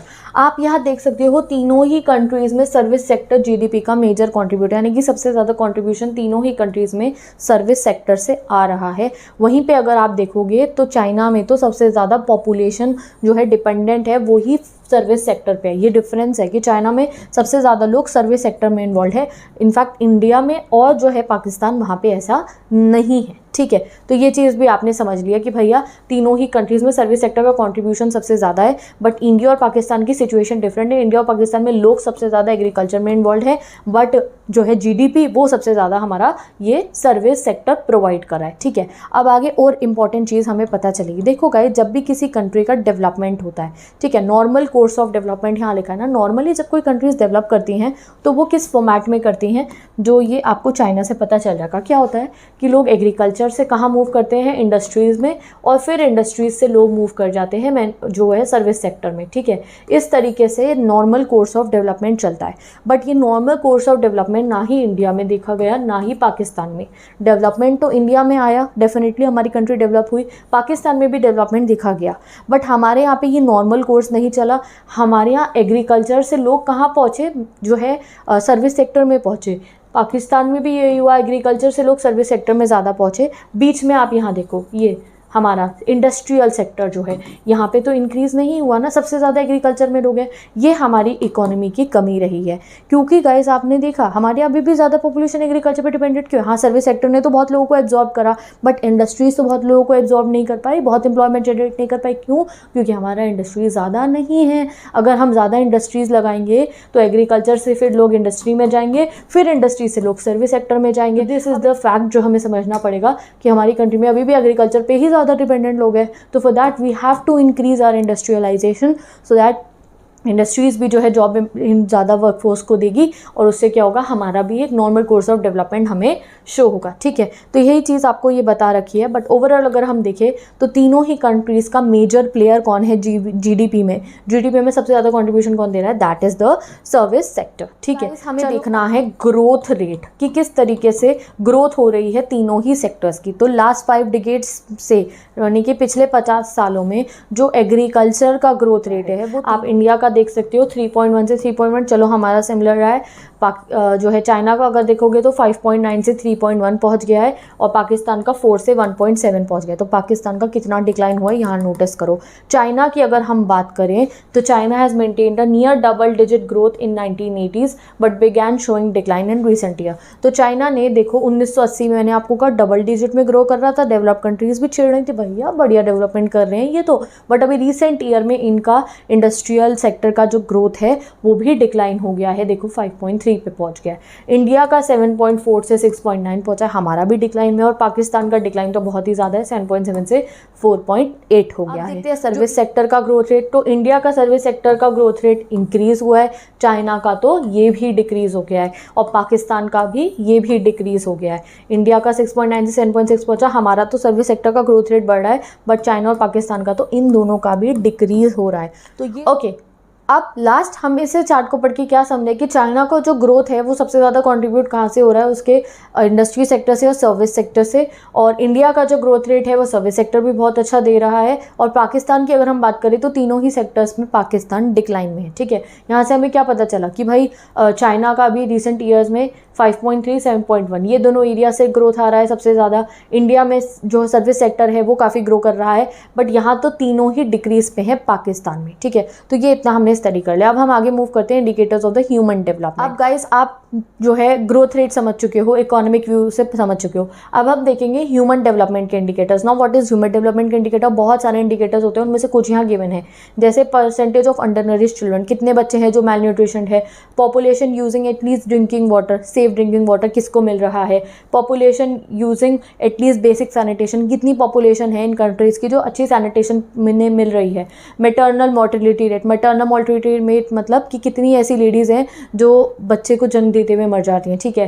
पर लाख में ये देखा जाता है कि 1 लाख बर्थ जब दिए गए हैं तो उसमें से कितनी लेडीज़ की डेथ हो गई है। इनफैक्ट मोर्टिलिटी रेट, कितने बच्चे हैं जो 1 साल के होने से पहले जो उनकी डेथ हो चुकी है। Percentage of people living below poverty line, below poverty line के नीचे कितने लोग रह रहे हैं इस कंट्री में, life expectancy, rank etcetera etcetera. तो बहुत सारे जो है ह्यूमन डेवलपमेंट इंडिकेटर्स हमारे पास होते हैं। तो यहाँ आप देख सकते हो, और सबसे पहले इंडेक्स से देख लेते हैं, HDI इंडेक्स से। तो इंडिया 0.645 पे है, 0.761 पे चाइना है और पाकिस्तान है 0.557 पे। तो सबसे आगे कौन है यहाँ पे? चाइना है सबसे आगे, ठीक है। अब इन्हीं को हमें स्टडी करने को बताया गया है कि बहुत सारे हमारे पास इंडिकेटर्स होते हैं ह्यूमन डेवलपमेंट को चेक करने के, उनमें से अभी जो है कुछ हमारे को यहाँ गिवन है और चाइना जो है सबसे आगे, ठीक है। अब कुछ मेजर को हम यहाँ अच्छे से स्टडी करने वाले हैं। सबसे पहले women mortality rate, women mortality rate मतलब कितनी लेडीज़ की डेथ हो जाती है जन्म देते हुए बच्चे को। तो चाइना में फॉर 1 लाख में 29 वुमेन डाई है, ठीक है, यानी कि इशू बहुत ज़्यादा है। और पाकिस्तान में भी ये बहुत ज़्यादा है। इंडिया में 133 पर 1 लाख बर्थ है और पाकिस्तान में है 140, ठीक है। Surprisingly all 3 countries report providing improve drinking water. तीनों ही कंट्रीज़ कह रही हैं कि हम इम्प्रूव ड्रिंकिंग वाटर पर ला रहे हैं। 93, 96, 91 यानी कि तीनों कंट्रीज़ में अच्छा ड्रिंकिंग वाटर लोगों को मिल रहा है। China has the smallest share of poor among the 3 countries. Poor का चेक कर लेते हैं, people living below poverty line 21.9 India का है, पाकिस्तान का 24 है और इसका तो बहुत ही कम है इन जो है चाइना का 1.7 पर जो है वो पॉवर्टी लाइन के नीचे रह रहे हैं। तभी हमने देखा चाइना आगे है क्योंकि यहाँ इतना पॉवर्टी लाइन के नीचे लोग नहीं रह रहे हैं, ठीक है। आगे अब बाकी हमारे को जो इंडिकेटर्स दे रखे हैं गाइस, इसमें लिखा आप खुद से पढ़ के समझ लो और बाकी इंडिकेटर्स को, ठीक है। अब यहाँ पे एक चीज़ इस पूरे बॉक्स में हमें बता रखी है कि देखो ये इंडिकेटर्स को हमें सीरियसली लेना चाहिए, डेफिनेटली हमें इन्हें समझना चाहिए क्योंकि ये इंपॉर्टेंट है। बट इंपॉर्टेंट तो है बट सफिशिएंट नहीं है, यानी कि हमें और इंडिकेटर्स की भी ज़रूरत है जो हमें बता सके कि ये कंट्री किस लेवल पे चल रही है, कैसे वहाँ के लोग रह रहे हैं। उनमें से एक सबसे बड़ा इंडिकेटर क्या है? इंडिकेटर, ठीक है। लिबर्टी इंडिकेटर कहा कि ये लोग जो रह रहे हैं इन कंट्रीज़ के अंदर, क्या उन्हें बेसिक फ्रीडम मिल रहा है, क्या उन्हें कॉन्स्टिट्यूशनल के राइट्स मिल रहे हैं, क्या उनके साथ कोई नाइंसाफ़ी हो तो जस्टिस लेने के लिए उनके पास जुडिशरी सिस्टम है या नहीं, क्या सभी के साथ एक जैसा व्यवहार हो रहा है या नहीं, रूल ऑफ लॉ है या नहीं। तो liberty indicator indicator should also be there in each and every country. तो ह्यूमन डेवलपमेंट इंडिकेटर्स में अभी लिबर्टी इंडिकेटर्स नहीं है एडेड, बट अगर वो ऐड हो जाएंगे तो उससे और अच्छा हो जाएगा हमारे लिए कंट्रीज़ को समझना, ठीक है। तो यहाँ यही चीज़ बता रखी है दैट विदाउट इंक्लूडिंग दीज, यानी कि ये लिबर्टी इंडिकेटर्स को जब तक हम इंक्लूड नहीं करते हैं, लिबर्टी वाले इंडिकेटर्स ऐड नहीं करते हैं इस वाले अपने टेबल में, तब तक ये जितना कुछ हमने पढ़ा है ये हमारे को बहुत लिमिट में ही हेल्प करेगा उस कंट्री के बारे में जानने के लिए, साथ ही के साथ में इनकम्प्लीट रहेगा, ठीक है। अभी ऐड करो इन कंट्रीज़ में कैसी लिबर्टी मिल रही है लोगों को, क्या लोगों को राइट्स मिल रहे हैं, सिटीजन्स को प्रोटेक्शन मिल रहा है कॉन्स्टिट्यूशन से या नहीं, तो हमें और बातें पता चलेंगी, ठीक है। तो विद दिस गाइज ये भी हमारा कंप्लीट हो चुका है। अब हमारा लास्ट टॉपिक आ चुका है डेवलपमेंट स्ट्रैटेजीज एंड अप्रेजल, यानी कि अब हम अप्रिशिएट करेंगे तीनों ही कंट्रीज़ की डेवलपमेंट स्ट्रैटेजीज़ को। क्यों अप्रिशिएट करना हमारे लिए ज़रूरी है? देखो, सबसे पहले जब हम अलग अलग कंट्रीज़ के मॉडल के बारे में पढ़ते हैं तो हमें लेसन मिल जाता है, अच्छा उन्होंने ऐसा करा था, ठीक है, ये कुछ कमियां रही थी तो we will not do it, और हम अलग पाथ लेंगे, ठीक है। यही बात यहाँ बता रखी है। जब हम अलग कंट्रीज़ की जो है इकोनॉमीज़ के बारे में पढ़ रहे हैं तो उनकी स्ट्रेंथ वीकनेस, कौन सा रिफॉर्म में क्या फ़ायदा हुआ, वो सब आपको समझ में आ जाएगा। Next, it is also necessary to distinguish and contrast, अलग अलग डिफ्रेंशिएशन करने के लिए भी हमारे को इकोनॉमिक पॉलिसी को स्टडी करना ज़रूरी है। तो इसलिए हम लोगों ने इस चैप्टर में पढ़ी चाइना, इंडिया और पाकिस्तान की इकोनॉमी के बारे में। इंडिया की तो पूरी बुक में पढ़ी थी, इसमें बस चाइना और पाकिस्तान की पढ़ी, और यहाँ आपको समझ में आया चाइना में 1978 में रिफॉर्म लगे, पाकिस्तान में 88 में, इंडिया में 1991 में। अब ब्रीफली इनको एसेस करने वाले हैं हम। ओके, तो बेसिकली हम ना चाइना के और पाकिस्तान के रिफॉर्म्स को एसेस करने वाले हैं। इंडिया का तो पता ही, हमें रिफॉर्म एलपीजी हमने लगाया तब पूरे चैप्टर में पढ़ चुके हैं, बट चाइना और पाकिस्तान का यहाँ पढ़ना है। तो आपको पता है पाकिस्तान में ये चाइना में रिफॉर्म्स क्यों लगाए गए थे, ठीक है। चाइना में रिफॉर्म्स लगाए गए थे गाइस, उनकी लीडरशिप चेंज करनी थी उन्हें। देखो, जैसे इंडिया में हमने एलपीजी क्यों लगाया था, हमारे पे तो 2 हफ्ते की भी एक्सपोर्ट के पैसे नहीं थे, हमने जो है ये वर्ल्ड बैंक और आईएमएफ से लोन मांगा था, उन्होंने कहा एलपीजी लगाओ, तो हमने तो एक हार्ड एंड फास्ट रूल, एक सिचुएशन के अंडर में अपने यहाँ एलपीजी लेकर आए थे। पाकिस्तान के साथ भी ऐसा ही कुछ हुआ था, उन्होंने भी आईएमएफ को वर्ल्ड बैंक के कहने पर अपने यहाँ जो है रिफॉर्म्स इनिशिएट करे थे। बट चाइना के साथ ऐसा कोई सीन नहीं था, चाइना ने किसी के दबाव में आगे अपने यहाँ रिफॉर्म्स इनिशिएट नहीं करते किसी वर्ल्ड बैंक के और आईएमएफ के, इन्होंने खुद से अपने यहाँ पे रिफॉर्म्स जो है गाइस वो इनिशिएट करे थे। इनकी लीडरशिप चल रही थी माओ के अंडर, ठीक है, माओ इनके लीडर थे, उनके लीडरशिप के अंडर इनकी जो इकोनॉमी ग्रो हो रही थी गाइस वो बहुत स्लो रेट पे हो रही थी, बहुत धीरे धीरे हो रही थी, मॉडर्नाइजेशन नहीं था। तो इसलिए इनके इकोनॉमिक जो रूलर्स थे, जो इकोनॉमिक लीडर्स थे, उन्होंने सोचा कि अब हम इस पॉलिसी को चेंज करते हैं। उन्हें क्या लगा कि ये जो माओ का विजन था, जो उनके लीडर माओ थे, उनका विजन क्या था कि इकोनॉमिक डेवलपमेंट करेंगे, डिसेंट्रलाइजेशन करेंगे, सेल्फ सफिशिएंसी करेंगे, ये सब कुछ जो है अचीव नहीं हो पा रहा था, इवन दो ये ग्रेट लीप फॉरवर्ड ले आए थे। चाइना में ग्रेट लीप फॉरवर्ड में लग गया था, ठीक है। जीएलएफ पॉलिसी इन्होंने लगा दी थी, इन्होंने कम्यून सिस्टम लगा दिया था कि कलेक्टिव फार्म्स होंगे, बट उसका कोई फायदा इनको नहीं मिल रहा था, बहुत स्लगिश या आपको बहुत धीरे धीरे रेट पे चाइना की इकोनॉमी ग्रो हो रही थी। यहाँ एक एग्जांपल भी दिया कि इन्होंने कम्यून सिस्टम लगा दिया, ग्रेट लीप फॉरवर्ड इनके आ गया, तो भी इनके यहाँ जो ग्रेन आउटपुट था, पर कैपिटल ग्रेन आउटपुट कितना अनाज है उनके यहाँ, तो वो 1978 में किस मुकाबले का था, जो मिड 1950s में होता था। तो इसलिए उनको वो लीडरशिप में स्लो ग्रोथ रेट हो रही थी, तो इसलिए ये लोग खुद से डिसाइड करके अपनी कंट्री में रिफॉर्म्स लाते, किसी के दबाव में नहीं लाते हैं, ठीक है। फिर ये अपने यहाँ रिफॉर्म्स लेकर आते हैं। एंड यू नो, जब इनके यहाँ पे रिफॉर्म्स लाए गए, जैसे हमने अपने रिफॉर्म्स के बाद स्टडी करा था, तो जो चाइना के रिफॉर्म्स के बाद उनकी इकोनॉमी को स्टडी करा गया, तो ये पाया गया कि वहाँ उनके रिफॉर्म्स आने के बाद उनकी कंट्री में इस्टेब्लिश हुआ इंफ्रास्ट्रक्चर भी, एजुकेशन के सेक्टर में भी, हेल्थ सेक्टर में, यानी कि इनके यहाँ स्कूल भी बने, हॉस्पिटल भी बने, लैंड रिफॉर्म हुआ, रिफॉर्म्स भी ये लेकर आए। इन्होंने डिसेंट्रलाइज प्लानिंग करी, यानी कि हर एक एरिया के लिए अलग अलग प्लान कर। सेंट्रलाइज प्लानिंग मतलब एक एरिया में जो प्लान बना है वही सब जगह चल रहा है। डिसेंट्रलाइज मतलब एरिया वाइज प्लानिंग इन्होंने करनी शुरू करी, स्मॉल एंटरप्राइजेज इन्होंने अलाउ कर दी, ठीक है। इससे बहुत पॉजिटिव रोल पड़ा चाइना में, लोगों की इनकम भी और सोसाइटी में काफ़ी पॉजिटिव इफेक्ट देखा गया इनके रिफॉर्म्स लाने के बाद। और ऐसा नहीं है कि रिफॉर्म्स से पहले भी इनके यहाँ पे बिल्कुल की कुछ सर्विसेज थी ही नहीं, रिफॉर्म्स आने से पहले भी, जब चाइना ने रिफॉर्म्स नहीं भी लगाए थे ना गाइस,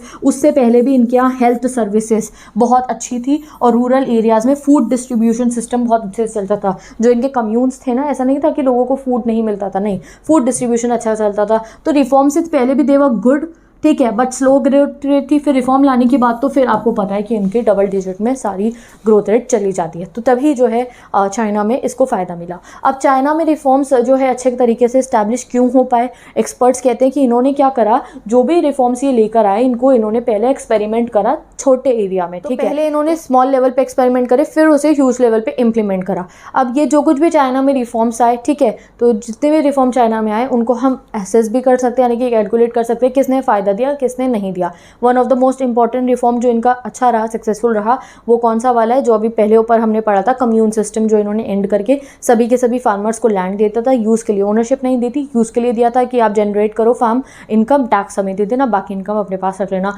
उससे इनको बहुत फ़ायदा मिला गाइस। एक तो क्या हुआ, जब सबके पास अपनी अपनी एरियाज़ आ गए, अपने अपने लैंड आ गए, तो उसके बाद फार्मर की अपनी इनकम जनरेट हुई, इनके आप पुअर जो पीपल थे वो कम हो गए, ठीक है, प्रॉस्पर हो गए सब लोग, हर एक के पास अपना लैंड आ गया, वो फार्मिंग कर रहे हैं, तो प्रॉस्पेरिटी आ गई। और इससे क्या हुआ, जो उनकी जिनके पास अपना लैंड था, धीरे धीरे उन्होंने अलग अलग इंडस्ट्रीज़ इस्टेब्लिश, यानी कि agro based industry, rural industry establish करनी शुरू कर दी।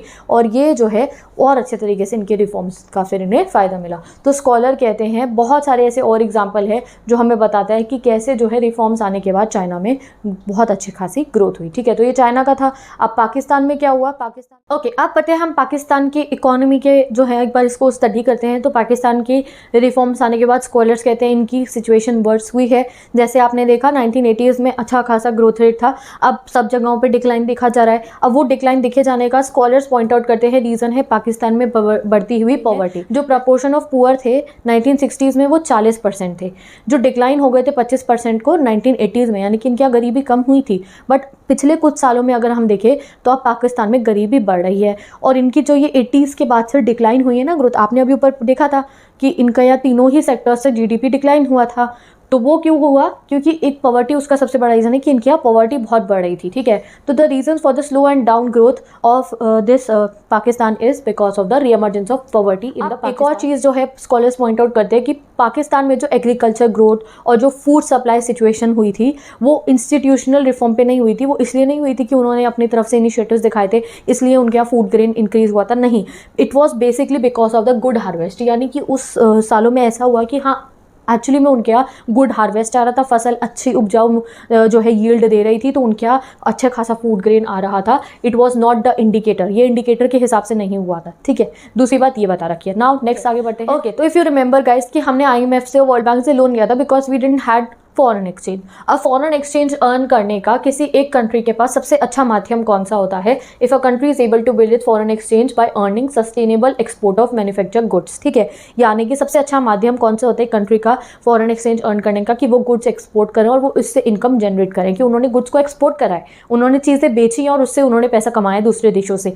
बट पाकिस्तान में क्या हो रहा था, ज़्यादातर फॉरेन एक्सचेंज रेमिटेंसेस के थ्रू आ रहा था ना। What is remittances? आपको याद होगा मैंने आपको बताया था कि मिडिल ईस्ट कंट्रीज में इनके यहाँ से लोग जॉब करने जा रहे थे, इराक, कुवैत, यहाँ पे जॉब करने चले गए सपोज करो कुछ पाकिस्तान के लोग, फिर वहाँ पे वो अर्न कर रहे थे जो पैसा, उसको अपने घरों पे वो भेज रहे थे in the form of remittances. तो इनके यहाँ फॉरेन एक्सचेंज रेमिटेंसेस से ज़्यादा जो है वो आ रहा था एक्सपोर्ट करके एग्रीकल्चर प्रोडक्ट्स। तो ये तो अच्छा एग्रीकल्चर प्रोडक्ट एक्सपोर्ट कर रहे थे, बट ये highly volatile agriculture products export कर रहे थे, यानी कि वो प्रोडक्ट जो काफ़ी अनस्टेबल है, शायद आज डिमांड है कल को ना हो। और नेक्स्ट चीज़, इन्होंने लोन्स ले रखे थे, उसके थ्रू इनके पास फॉरेन एक्सचेंज आया था, और इसी वजह से डिफिकल्टी भी फेस करते हैं जब इनको बहुत सारा लोन जो था वो रीपे करना होता है। हाउएवर, अब भैया एंड करते हैं, पाकिस्तान की इकोनॉमी को बहुत स्टडी कर लिया हमने, करते हैं पाकिस्तान की इकोनॉमी को बहुत स्टडी कर लिया। अब कहा जा रहा है पाकिस्तान की इकोनॉमी अब ग्रो कर रही है, अब अच्छे से चलने स्टार्ट हो रही है। एनुअल पैन 1920 की बात करें तो वो जीडीपी रजिस्टर करा है उसने, जीडीपी में ग्रोथ रेट ऑफ 5.5%। ये पिछले कुछ सालों से बहुत ज़्यादा है, पहले 5.5% का ग्रोथ रेट नहीं हो रहा था,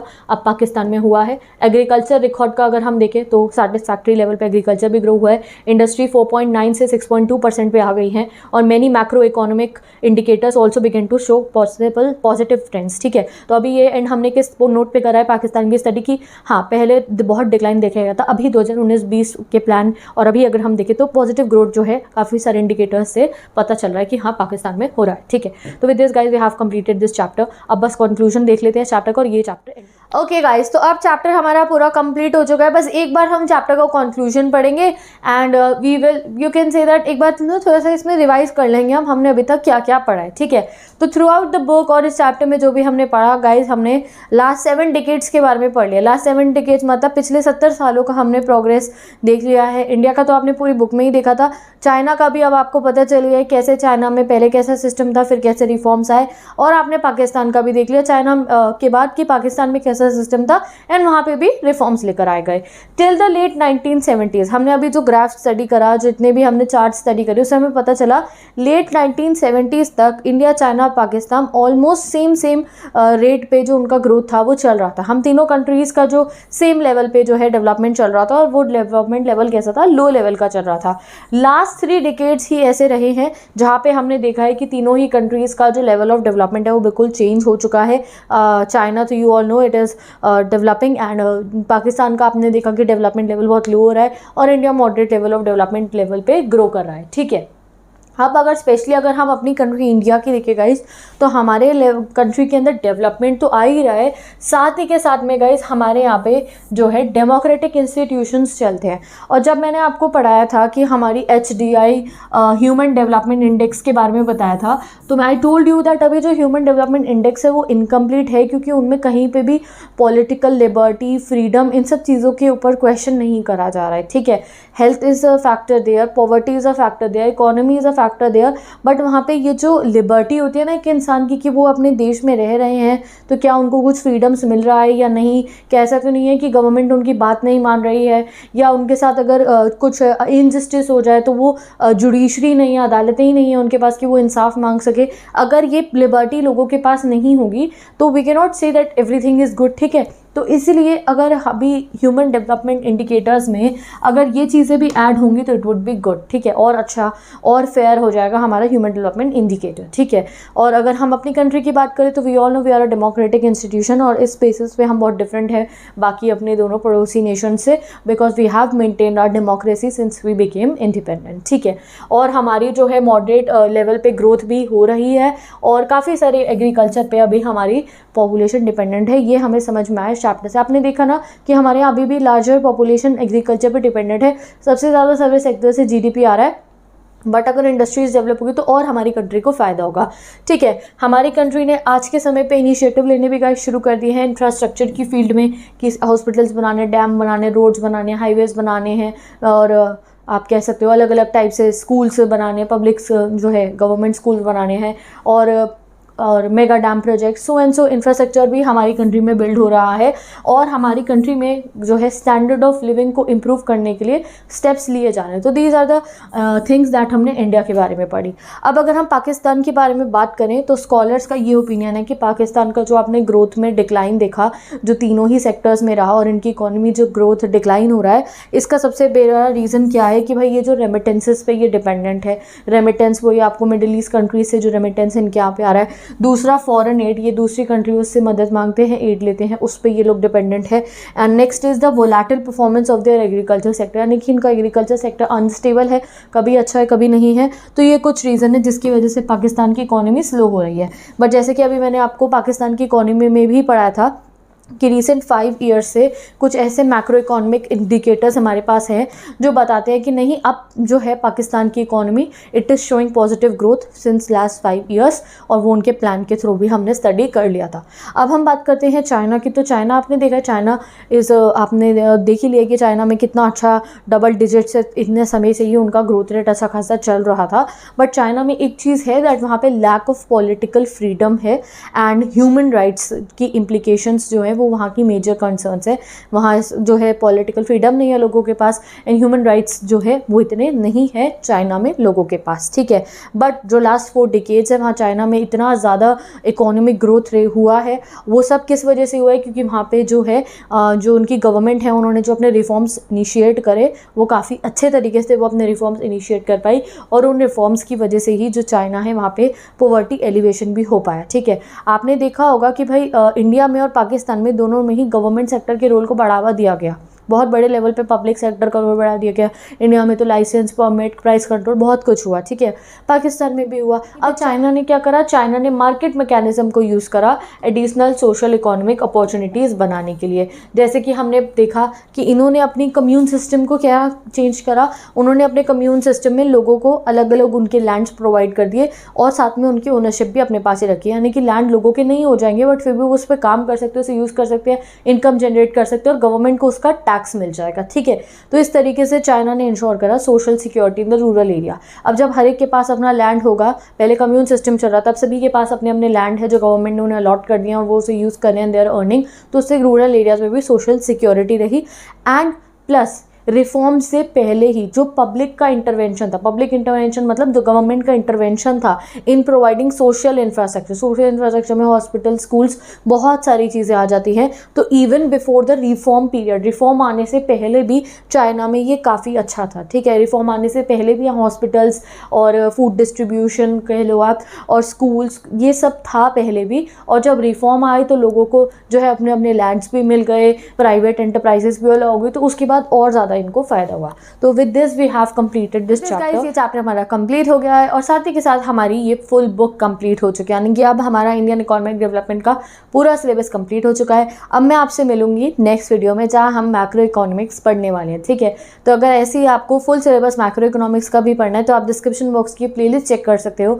ऐसे ही मैं आपको फुल मैक्रो इकोनॉमिक्स का सिलेबस भी पढ़ा दूंगी, ठीक है। और जो है अगर आपको इंग्लिश पढ़नी है, political science, geography, sociology, psychology, कोई भी सब्जेक्ट पढ़ना है, क्लास 12 ह्यूमैनिटीज़ का, class 12 English, class 12 physical education also, या इकोनॉमिक्स, तो you can go and check out my channel. And साथ ही के साथ अगर आपको नोट्स एक्सेस करने हैं तो उसके लिए मेरी इंस्टाग्राम आईडी लिंक गिवन है, वहाँ से जाके आप नोट्स एक्सेस कर सकते हो। सिर्फ नोट्स नहीं, इंपॉर्टेंट क्वेश्चंस भी। और अगर आप इंस्टाग्राम यूज़ नहीं करते हो तो इस चैप्टर के पिन कमेंट में आप इसके शॉर्ट नोट्स एक्सेस कर सकते हो। तो with this bye bye, take care, best of luck. मैं मिलती हूँ आपसे नेक्स्ट वीडियो में।